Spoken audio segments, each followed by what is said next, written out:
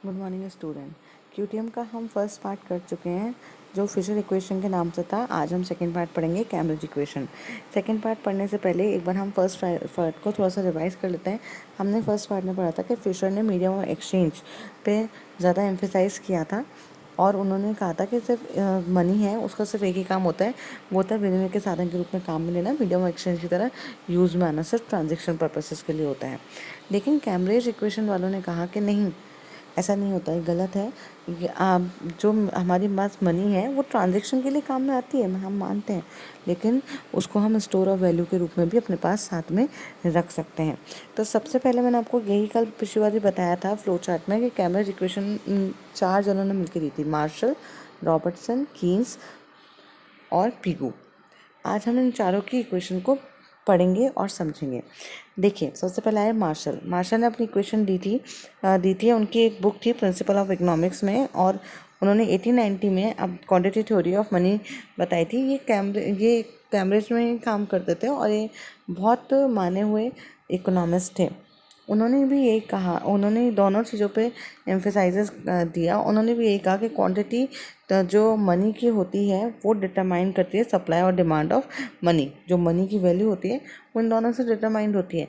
लेकिन फिशर ने कहा था कि नहीं, सिर्फ सप्लाई ऑफ मनी इंपॉर्टेंट है, डिमांड ऑफ मनी इतनी इंपॉर्टेंट नहीं है। जो मार्शल की इक्वेशन है, मार्शल ने सबसे ज़्यादा एम्फेसाइजेस किया है वाई मतलब इनकम पर। फिशर ने ट्रांजैक्शन पे किया था, लेकिन इन्होंने वाई मतलब हमारी इनकम पे करा। तो एम यहाँ पर आप इक्वेशन आपकी बनती है एम इक्वल्स टू स्मॉल के पी वाई।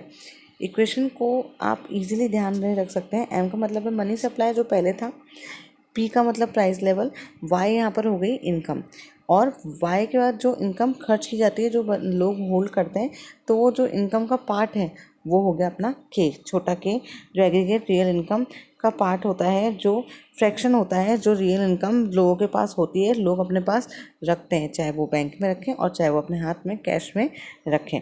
नेक्स्ट आते हैं पीगू। पीगू ने द वैल्यू ऑफ मनी, उनकी बुक थी 1917, उसमें ये इक्वेशन दी थी और उन्होंने कहा कि उन्होंने ज़्यादातर एम्फेसाइजेस किया आर पर।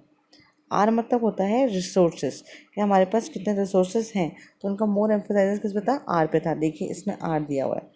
उन्होंने पी लिया, एम लिया, दोनों सेम थे। एम मतलब मनी सप्लाई, पी मतलब प्राइस लेवल, के आर मतलब होता है रिसोर्सेज, और जो रिसोर्सेज हम यूज़ कर रहे हैं उसका जो फ्रैक्शन है, एक पार्ट है जो लोगों के पास पाया जाता है, वो हो गया के। तो उनकी इक्वेशन में ज़्यादातर उन्होंने रियल रिसोर्सेज और इनकम जो लोगों के पास होती थी उसके ऊपर ज़्यादा एम्फेसाइज किया है।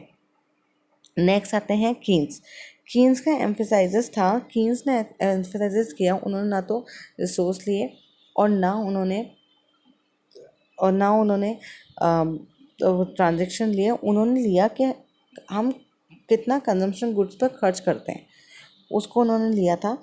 तो उन्होंने कहा कि जो हमारी मनी होती है ये तीन तरीके से डिमांड की जाती है। पहला तरीका है ट्रांजैक्शन मोटिव के लिए, दूसरा प्रिकॉशनरी और तीसरा स्पेकुलेटिव।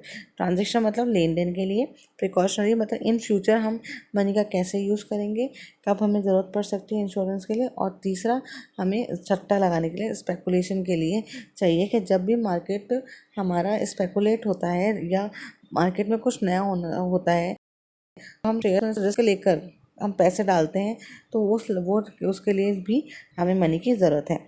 तो इन्होंने अपनी क्वेश्चन दी थी एन इक्वल्स टू पी के।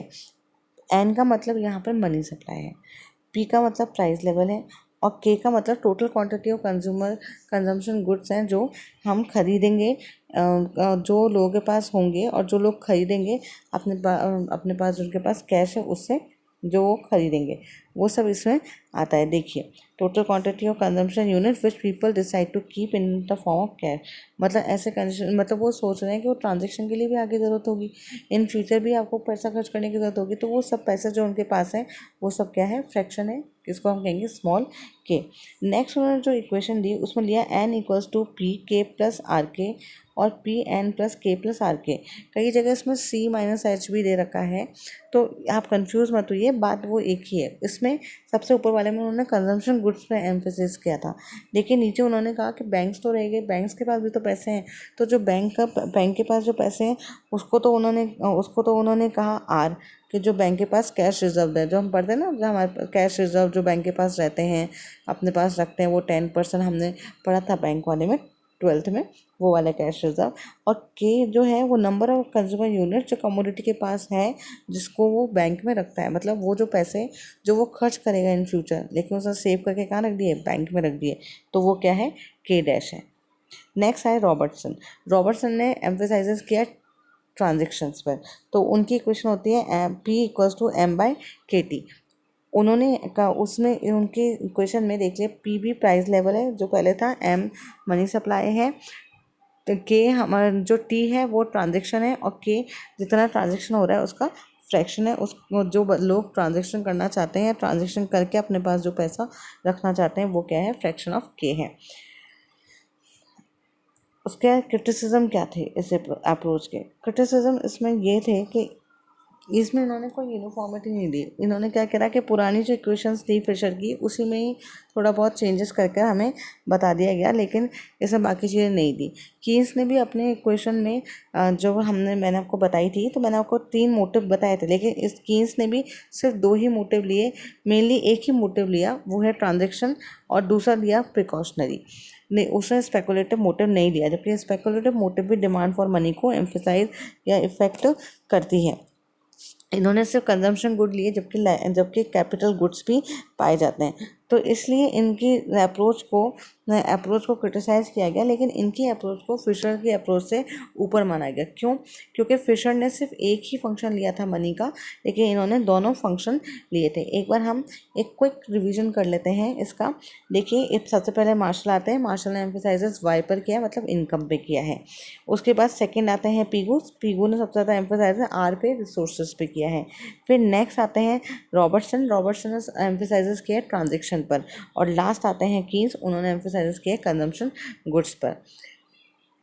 आई होप आपको ये चैप्टर समझ में आया होगा, इजीली आपको याद भी होने में कोई दिक्कत नहीं आएगी। आपके सारे कॉम्पिटिटिव एग्ज़ाम, चाहे नेट हो चाहे कोई भी एग्ज़ाम हो, उसमें ये क्वेश्चंस पूछे जाते हैं, और मल्टीपल चॉइस में तो बहुत बार इक्वेशन आती है और कंफ्यूज करती हैं। तो मैंने आपको एक ईजी तरीका बता दिया इक्वेशंस को देखने का और पढ़ने का, याद करने का।